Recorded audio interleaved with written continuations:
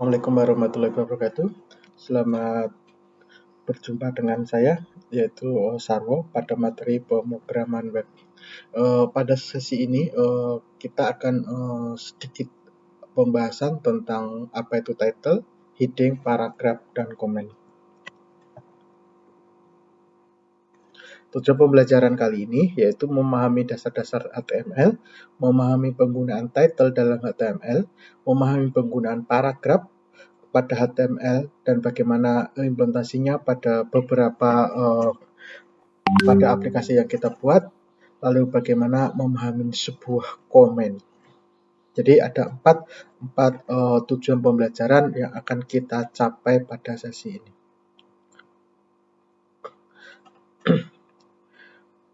Pengantar tidak terlalu banyak ya, jadi ada beberapa informasi tentang URL, bagaimana www itu bekerja. Saya rasa dari teman-teman semua, dari kita semua sudah bisa menggunakan web browser ya. Jadi kalau sekarang sudah punya handphone dan semua sudah pasti ada browsernya. Semua handphone yang Android sudah ada browsernya, tanpa install juga sudah ada browser, jadi kita bisa menggunakan fasilitas browser tersebut untuk kita browsing. Jadi saya rasa sudah tidak asing lagi untuk berkenalan dengan seputar apa itu www dan identik disebut dengan sebuah browser ya. HTML editor. Sebenarnya kalau kita bicara tentang HTML editor itu banyak sekali ya, terutama dari zaman dulu kan cuma ada Notepad biasa ya, jadi zaman 2010 atau 2000 itu hanya ada Notepad biasa. Sekarang ada Notepad++, ada Visual Studio Code, ada Sublime, itu yang editor-editor yang sering digunakan oleh para programmer ketika mendevelop aplikasi, atau sering digunakan oleh para mahasiswa ketika melakukan coding untuk mengerjakan tugasnya, yaitu Notepad++ atau Sublime. Kalau saya sendiri sukanya adalah yang dua, yaitu Notepad++ dan Visual Studio Code. Jadi dua editor itu yang sering saya gunakan ya teman-teman. Oke, kita langsung saja karena waktu kita tidak banyak, karena ini adalah materi pengantar saja. Yang minggu depan kita akan bahas lebih dalam tentang seputar pemrograman web. Jadi yang dasar-dasar dulu yang kita pelajari. HTML ini adalah dasar dari semua pemrograman web ya. Diistilahkan HTML inilah yang mengawali adanya sebuah data bisa diakses lewat browser. Kalau dulu adalah data-data web itu hanya statik, sekarang sudah dinamis sekali, ada video, ada segala sesuatu yang dibutuhkan, itu semuanya saya rasa sudah bisa didevelop menggunakan HTML. Tentunya dengan gabungan beberapa library yang lain seperti CSS dan JS yang lain ya. Dan JS itu biasanya yang melengkapi HTML ketika kita membuat sebuah aplikasi berbasis web. Contohnya di sini adalah HTML, formatnya seperti ini ya. HTML ditutup dengan /HTML, ada body, ada /body, itu adalah format HTML. Nanti di atasnya body ini ada header, dan /header itu biasanya kita meletakkan file CSS kita atau file JS kita yang kita include-kan ya, atau kita panggil pada halaman web yang kita buat di antara header dan header. Nanti ada di materi selanjutnya. Nah, struktur HTML tadi outputnya seperti ini ya, salah satunya. Kalau kita membuat heading di sini, kalau paragraf seperti ini. Jadi kalau membuat bullet seperti ini ya, ini format dasar yang tentunya kita sudah memahami ya. Kalau mirip dengan Microsoft Word ya, jadi semua format teks atau semua paragraf atau semua tampilan itu sebenarnya mengacu ke Microsoft Word. Itu ya, ada headingnya, ada paragraf, bisa video atau bisa semuanya ya. Itu tidak tidak jauh dari format yang setiap hari kita ketik. Nah, yang menjadi masalah sekarang adalah bagaimana mewujudkannya menjadi sebuah aplikasi yang bisa diakses via www. Nah, tadi adalah salah satunya adalah menggunakan HTML tadi ya sebagai dasar dari ilmu pemrograman web. Tadi ditutup dengan /HTML, dibuka dengan HTML. Di dalam HTML ada header, ditutup dengan header, ada body, nanti di dalamnya juga ada CSS yang bisa kita gunakan, bisa kita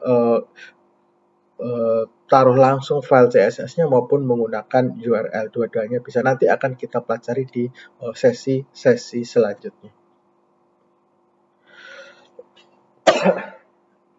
Pertama adalah title. Nah, title itu nulisnya ada di antara head dan header dan di antara header. Itu di sini disimbolkan dengan kata title di slash ditutup dengan slash title. Di sini title-nya apa? Misalkan title-nya adalah detik.com atau mungkin title-nya itu biasanya kita ambil dynamic ya dari database tergantung artikel yang kita buat. Misalkan artikelnya adalah tentang bola, kerusuhan bola atau mana gitu, berarti title-nya di situ akan merujuk ke pemikiran utama atau pokok pikiran terhadap halaman yang kita buat. Nah, title ini sangat penting sekali karena itu sangat berhubungan erat dengan ilmu SEO ya. Ilmu SEO itu adalah ilmu bagaimana aplikasi atau web yang kita buat itu mendapatkan peringkat bagus atau mudah dicari oleh mesin pencari. Jadi nanti ada salah satu materi khusus yaitu digital marketing. Jadi membahas tentang seputar tentang ilmu SEO ya. Ada teknik-tekniknya. Jadi membuat web pun itu tidak bisa sembarangan. Baik title-nya itu ada ukurannya, ada panjangnya tidak boleh terlalu panjang. Jadi itu akan mempengaruhi juga nanti dalam algoritma SEO itu sendiri. Oke, fokus ke title. Untuk membuat title di sini adalah contohnya di sini adalah title slash title. Contohnya seperti ini. Contoh title nanti munculnya seperti di sini ya. Di bawahnya ini adalah title-nya di sini ya ditunjukkan. Itu adalah hasil dari ketika kita membuat title. Jadi lebih seringnya title itu dia adalah pokok pikiran utama dalam sebuah paragraf. Itu adalah fungsi title. Oke ya, paham untuk title itu seperti itu dari teman-teman. Oke, setelah title kita lanjut di sini ya. Bagaimana membuat title yang bagus? Title yang bagus itu seperti ini ya. Contoh title yang bagus ini yang bawah adalah kurang bagus ya di sini. Ini terlalu pendek juga, ini terlalu hanya dua kata ya. Terus di sini lagi ada panjang. Jadi ada beberapa kata tapi tidak terlalu pendek juga dan tidak terlalu panjang juga. Karena dalam title itu kita bisa isi dengan beberapa pokok ini ya, jadi berasa ide ya, tapi tidak boleh terlalu panjang juga karena nanti berpengaruh pada ilmu SEO yang sudah saya bahas sebelumnya tadi. Selanjutnya adalah ke heading. Heading dimulai dari H1 sampai H6. Nah, di sini contohnya formatnya kita sudah tahu ya. Kalau H6 jadinya seperti ini. Jadi H5 jadinya seperti ini. H4 jadinya seperti ini besarannya ya. Terus H2 seperti ini. H2 mana? H2 ini. H1-nya adalah ini. Terus dan kalau kita sudah tahu ini, kita juga bisa mengcustom dari yang sudah ada, dari yang sudah kita sebutkan di depan. Jadi misalkan nih Pak, ya A1 wah terlalu besar, A2 terlalu kecil. Kita pengen tengah-tengahnya. Kita bisa mengedit sendiri A1 itu dengan CSS ya. Jadi kita bisa dengan custom headingnya dengan style yang kita inginkan atau dengan yang klien inginkan. Jadi kadang tuh klien menginginkan sesuatu yang tidak tidak sesuai standar ya. Jadi hurufnya dimiringin semua. Jadi kliennya adalah band besar ternama, pengennya hurufnya. Oke, kita lanjutkan materinya, yaitu tentang tadi seputar tentang heading, yaitu H1 sampai H6.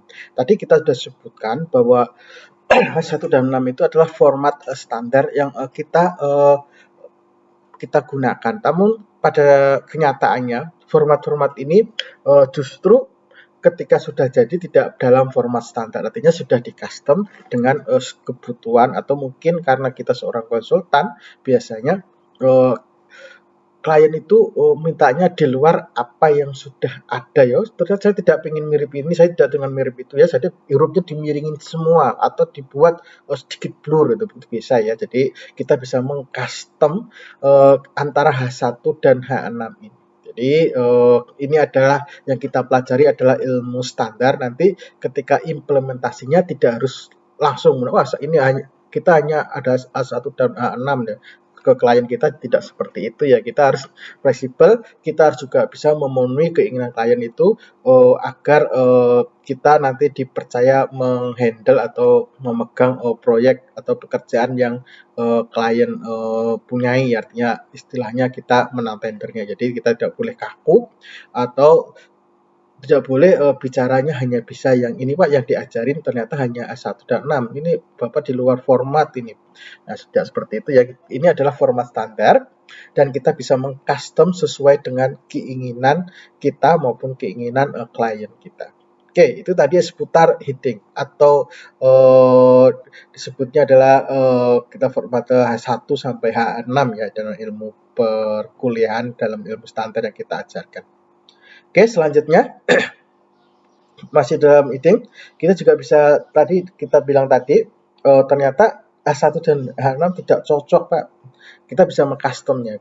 Ini adalah contoh mengcustomnya, yaitu membuat heading 1 itu font size-nya 60 px besarannya, nanti bisa diganti-ganti ya, 60 px bisa 70 px tergantung kita desain seperti apa ya. Ini contohnya di sini H1 style, maka H1 style, maka di sini adalah disebutkan adalah font size-nya adalah 60, berarti di sini akan mengacu ke 60. Berarti H1 standarnya sudah digugurkan atau sudah dikalahkan oleh style yang kita taruh di H1 ini. Ini adalah H1 custom istilah seperti itu ya. Tetap ya, kita di sini masih seputaran HTML body/body. Di sini adalah contoh bagaimana mengcustom sebuah heading 1 atau H1 dengan font size yang lebih besar. Contohnya seperti itu ya. Oke, ini jadinya seperti ini. Nanti warna juga bisa di custom ya. Oke. Ini adalah paragraf. Paragraf diidentifikasi dengan P dan ditutup dengan /P. Ya, paragraf itu artinya ya sama dengan Microsoft ya, jadi nanti turun satu baris. Cara membuatnya di pemrograman web atau di HTML yaitu dengan mengidentifikasi dengan P dan menutupnya /P. Nanti dikasih P lagi, dia turun lagi, kasih P lagi, turun lagi seperti itu ya. Seberapa banyak Pak turunnya? Tergantung kebutuhan atau tergantung format yang akan kita buat. Mudah ya kalau ini P dan P. Pemrograman mudah sekali Pak. Ya memang mudah ya. Tapi nanti ketika implementasi ya itu masalahnya beda-beda ya. Itu kita harus cekatan atau harus pintar mencari solusi-solusi yang ada di forum-forum biasanya gitu. Seperti itu. Bagaimana membuat ini. Jadi sebenarnya semua masalah itu sudah ada di internet. Ya. Kalau programmer kebanyakan dari programmer kita itu nyari-nyari gitu ya. Kalau di programmer yang kelas expertnya mereka sudah banyak yang memberikan tutorial untuk dasar-dasar ya sudah ada, kita tinggal baca-baca, kita implementasikan pada project itu. Itu adalah cara pekerjaannya programmer kita. Lebih banyak copy paste ya, copy paste ide, bukan copy paste tulisan aja ya, karena copy paste tulisan kan harus kita custom sesuai dengan kebutuhan. Oke.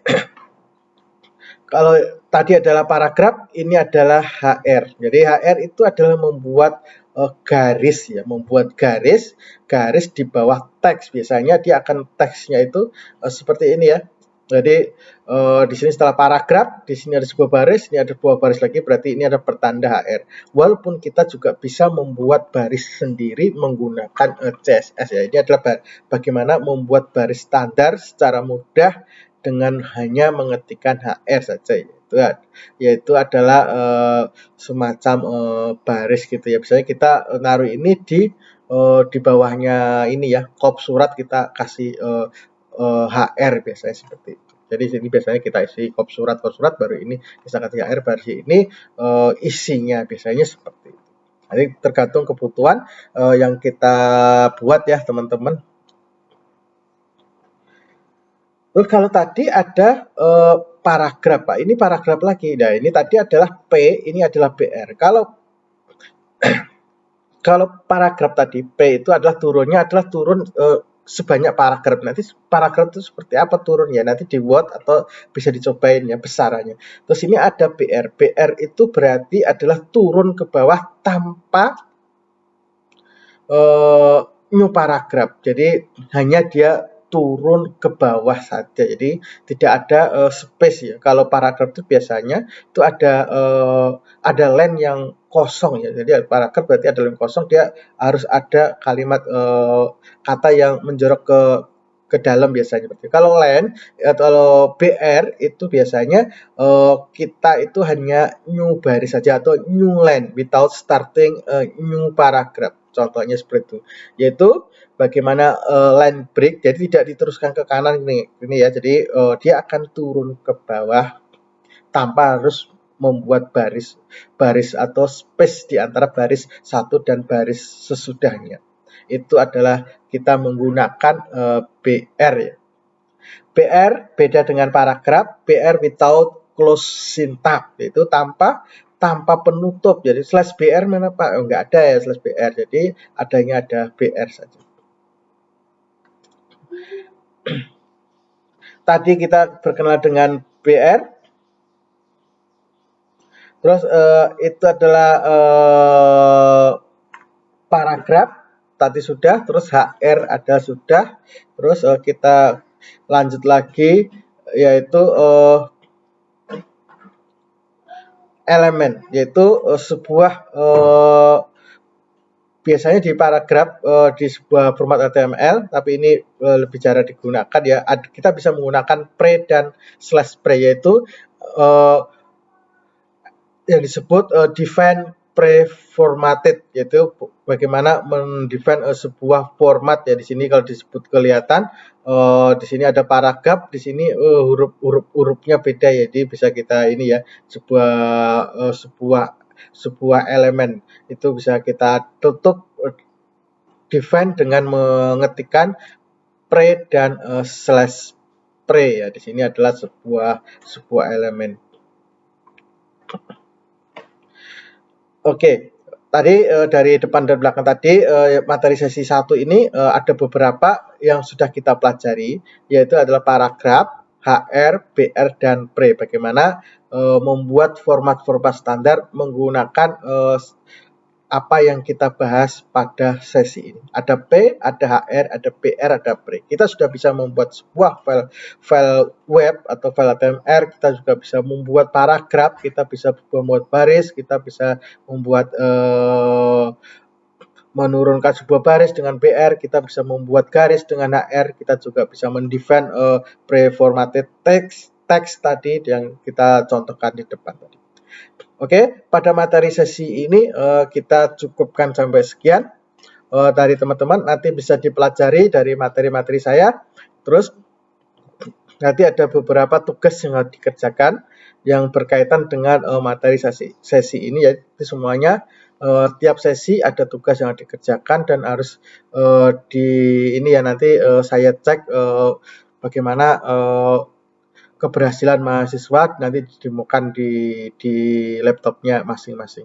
Oke, dari saya cukup sekian untuk sesi 1 ini. Assalamualaikum warahmatullahi wabarakatuh.